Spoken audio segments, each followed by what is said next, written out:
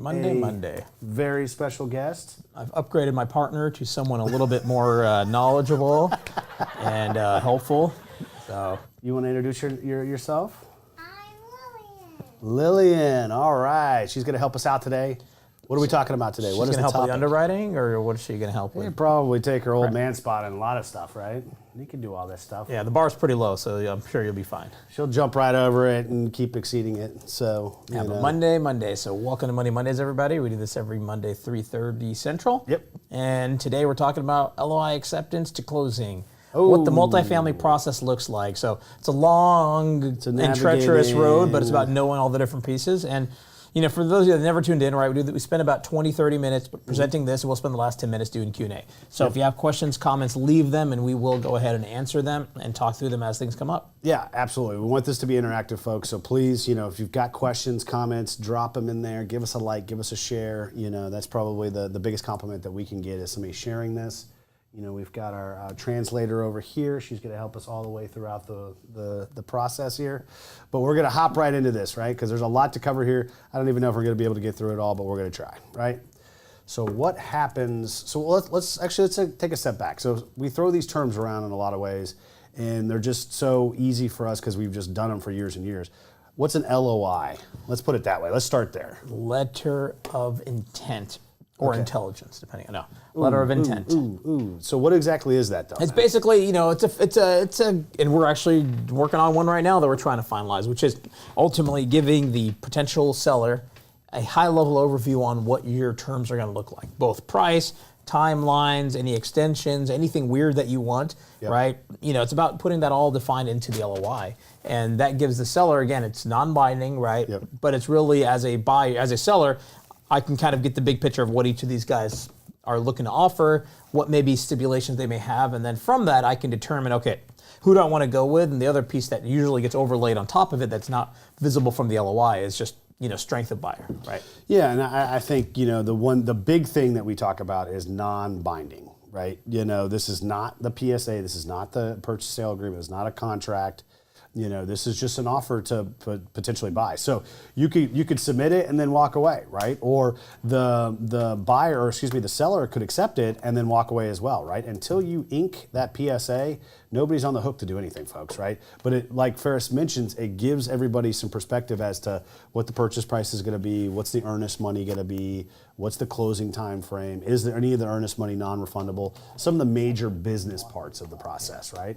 So what happens directly after that, though, man? So after an LOI gets accepted, usually, you know, from there, it depends on kind of what's going on. But yeah, there's maybe a little bit of celebration. You've crossed the first of many areas that the deal could fall apart, right? That's true. And so then you're probably doing either an early access and negotiating the PSA What's in parallel. Early access, though? So one of the things that people include, and we do this as well sometimes, is an early access agreement. Basically saying as part of the LOI, we agree that once you accept the LOI, we can get on property and start to inspect the property while we are also negotiating the PSA in good faith.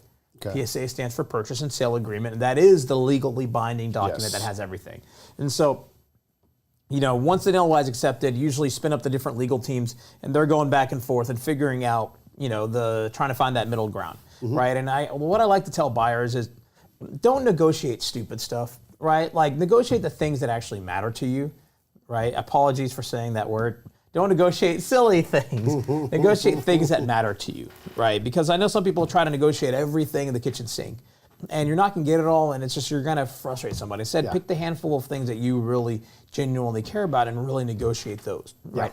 Do you need 100 days to close? If you don't, why ask for that, right? Yeah, don't be that guy or gal that's going to try to nickel and dime. You're not even there yet, folks. So, you know, if you're trying to throw all these crazy things in, it's going to get messy. People are going to get upset. They're going to walk away, right? You know, so like you said, you go straight into either an early access, which you're inspecting the property as you're negotiating the PSA, or you're going straight into the PSA negotiation, right? I'd say it's more like 75-25. What's going on? What are you doing? All right, so that's what happens directly after that, right? Is that you're going to go into one of those two tracks. Most of the time, it's going to be going into the PSA.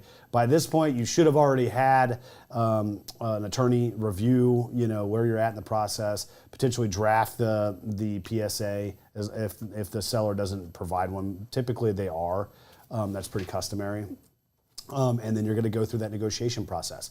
One thing that I always tell people is that the lawyer is not there to negotiate those business points, though. So you need to understand what you're getting yourself into, right? Because most of the time they're going to say, hey, that's something for the broker, or that's something that you have to decide. They're just there to make sure from a legal standpoint that you're not going to get yourself into hot water. So just take that into consideration, right? This is a great question, right? What's the most challenging, I guess, steps or part of the process to get a deal closed?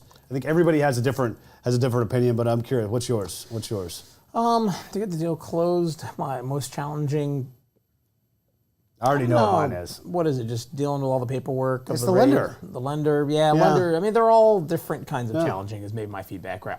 Dealing with the paper chase of all the different investors. Right? We syndicate our equity, and there's a lot of back and forth. We've streamlined the heck out of that, though. But it's still, But that's also the thing that Ben doesn't work on, so that's why it's not a challenge to him. Oh, well, but I have. We both have done that in the past. Yeah, but that's still a process. The lender is always a process, and it's really the lender, just the fear of the lender, right? The unknown of the lender. That's really what it is. It's not They're the wild card. Yeah. They're the wild card, right? So, I mean, people that are starting off, they get into this, it's the equity that scares us, right? But really, from our perspective, we've raised enough money, we have enough investors that part doesn't scare me as much. We ultimately have to plan ahead, right? But it's always the lender. They're such the wild card that you really need to have a good mortgage broker on your side to understand the nuances of the process, right? Because they'll promise whatever on that term sheet, right? But that doesn't necessarily mean that that's what you're going to get. And then by the point that you get that loan application, you're so far along in the process that you can't pivot at that point.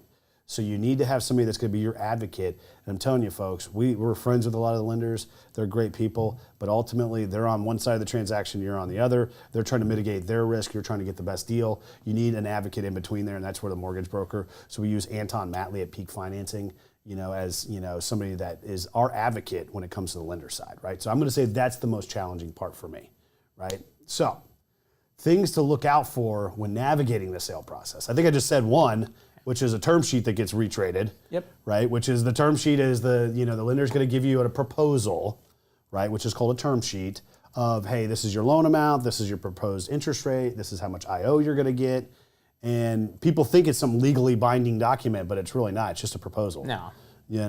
And so that's one thing that you absolutely need to be looking out for. Yeah, but if you are doing a Freddie loan, you can get a more quasi-official term sheet. That's actually a good point. That's a good point, right? I got plenty of good points, Ben. You're doing a great job. You're doing a great job.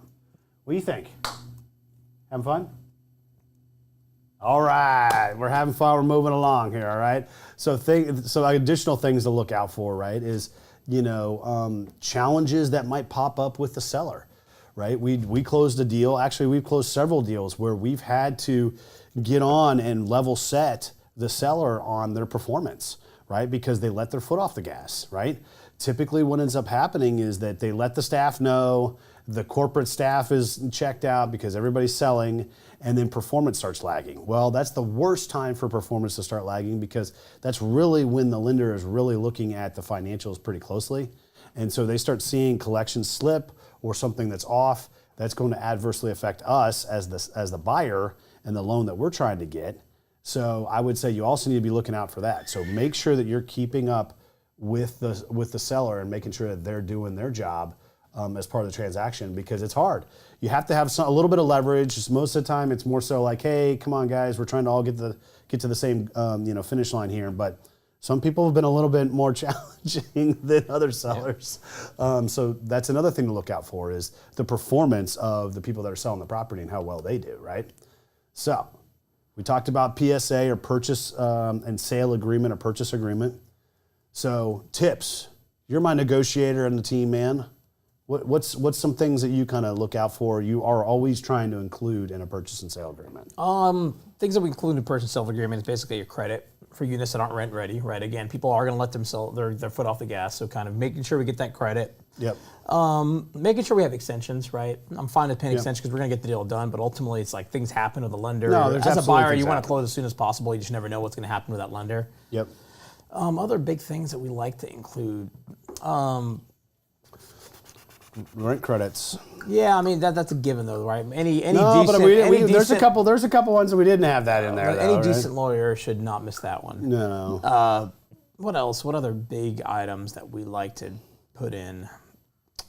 I mean, yeah, like honestly, most things, if you have a good syndication attorney, right, it's all rinse and repeat. It's all the same stuff, right? They're doing the things to make sure you're covered from rent credits to what happens if X, Y, and Z, and making sure you're protected in a lot of ways. Yeah. Right. And then we just have really the main one that we have is that renting credit one that we like to have. I'm trying to think of any other big ones that we like to keep in there. And I think the one thing, just to go back to the LOI process, you're getting a lot of the business stuff out of the way, right? And then you incorporate that into the PSA. So there shouldn't be, unless the seller provides some very onerous PSA terms and conditions, which we've seen, right? Mineral rights and some other crazy things that people try to throw in.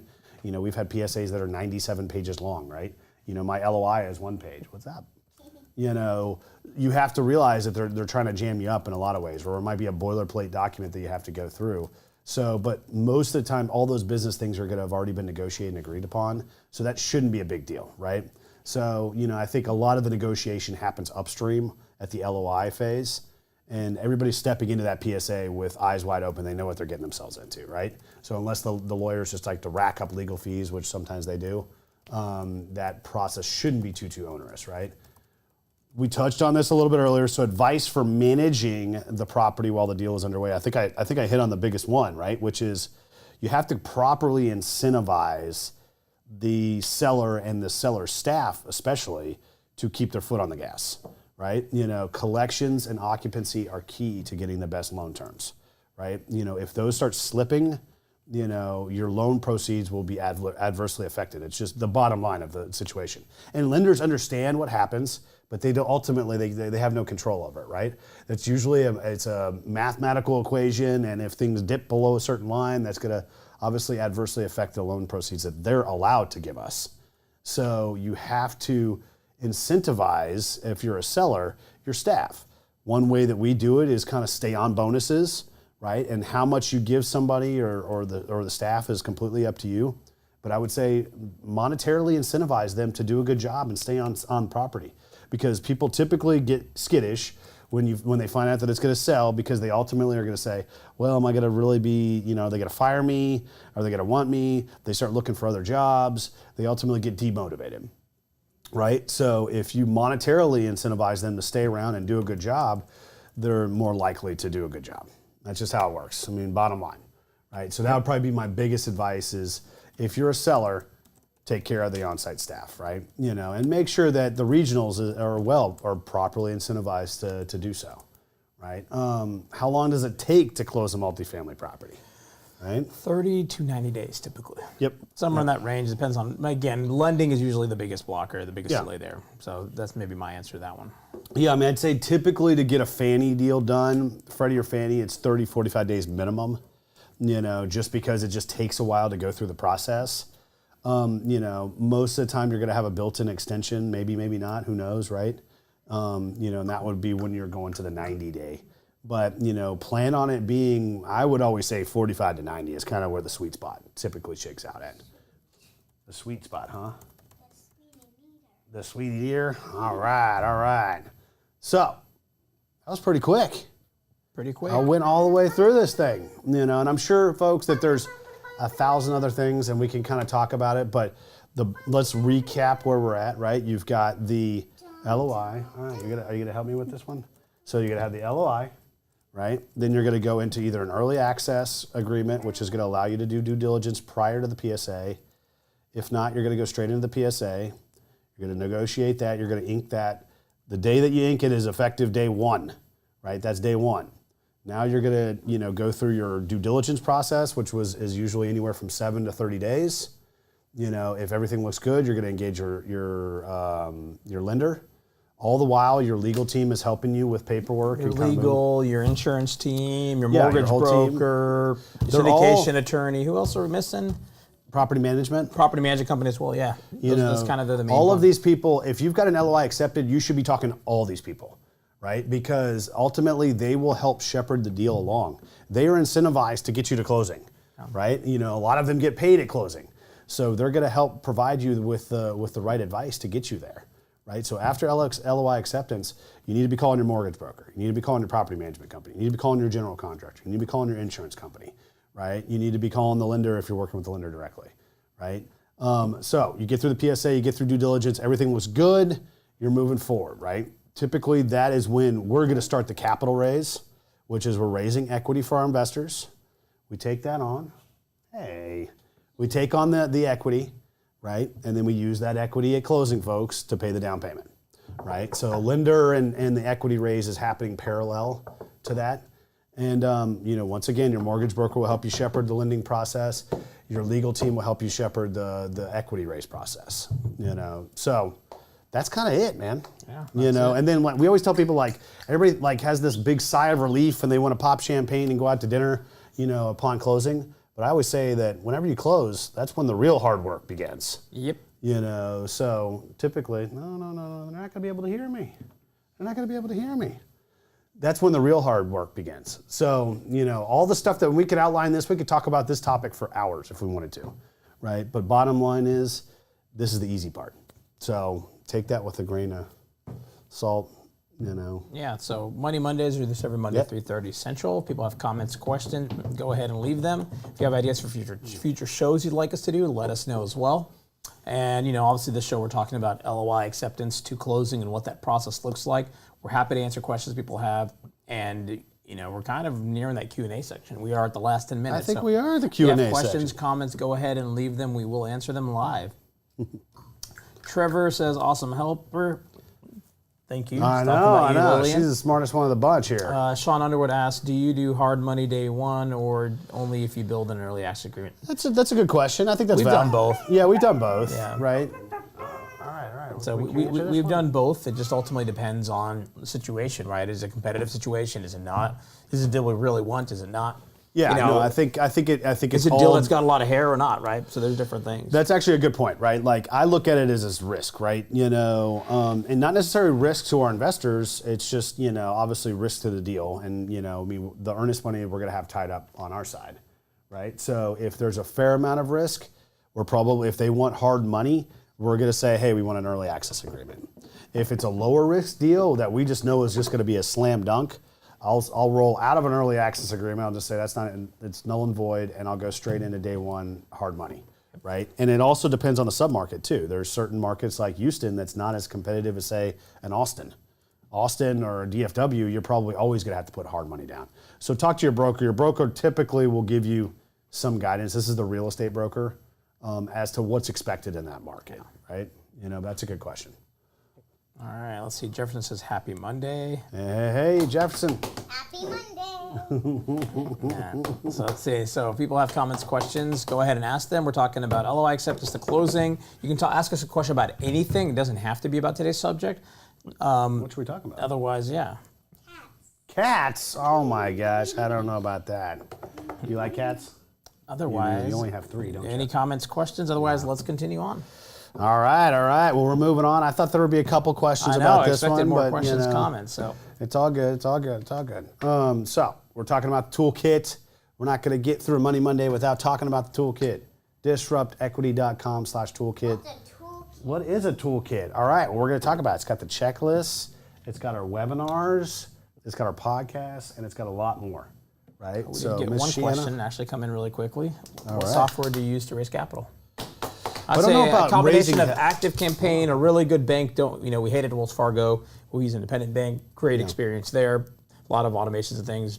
And we do use IMS for better or for worse, right? We don't really use it during the raise. We use it after the raise, right? I don't like their process for raising. It's really complicated. What else do we use? Kind of a Active Campaign for emails, right, is what we use internally. Yeah, and now we're using the studio, right? Which is, this process to do our webinars, So I think, there's the marketing side and then there's the investor relations side. So IMS for investor relations. Yeah. We also use just HelloSign or DocuSign to sign paperwork.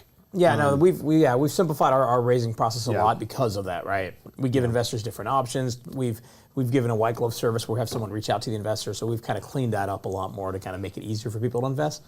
But on the software side, a lot of it's we do that a little bit later. You want to take down the friction of the process too, right? And I think we've deconstructed it in a lot of ways and said, okay, what's the painful part of why an investor wants to invest with us, right? Or invest with anybody, right? It's paperwork. Nobody wants to get around. They want to say, oh, yeah, I like it. Let me just wire in the money. They don't want to have to go through it. A lot of people are busy. Some people have questions. So like Ferris had said, we do offer a service where, hey, we'll just set up a call with our investor relations team. You call us up and we'll walk you through the whole entire process, right? Essentially queue it all up. And then ultimately you still have to get in there and, do the DocuSign process, but it's already 99% done for you. So, what? Put my hand down? I know, Daddy has a lot of, wild hand gyrations. Put your hands Okay, all right. We'll keep going. All right, so we have our conference. Remember we do the conference? All right, so it's called Multifamily Investor Network. Where are we going to be? Miami, July 24th. So get your beach gear ready, people. We'll get some sunscreen for Ben and his head, and we'll be ready for Miami. But we're excited about that. Should be another really good conference. Should be an awesome crowd as usual. And we're looking forward to doing that one, right? So try to do it at a fun place that time of the year. And I think our early bird sale ends Friday. So if you're looking to go sooner than later. So go ahead and get registered by Friday. All right. So early bird is your coupon code, $150 off. Check it out, mfinvestornetwork.com. No, I'm trying to make a point here. So early bird, like we said, ends Friday. We're going to be in Miami July 24th. So check us out there. It's going to be fun times. Good speakers, great panels. More importantly, it's all about networking and meeting some people in the business, right? I have a few messages about Miami. So yeah, we'll see you all there. All right. Any other questions? No, going once. Any comments, questions? Going twice. Otherwise, we'll call it a wrap a few minutes early. All right. Thanks, everybody. Thank you all. All right.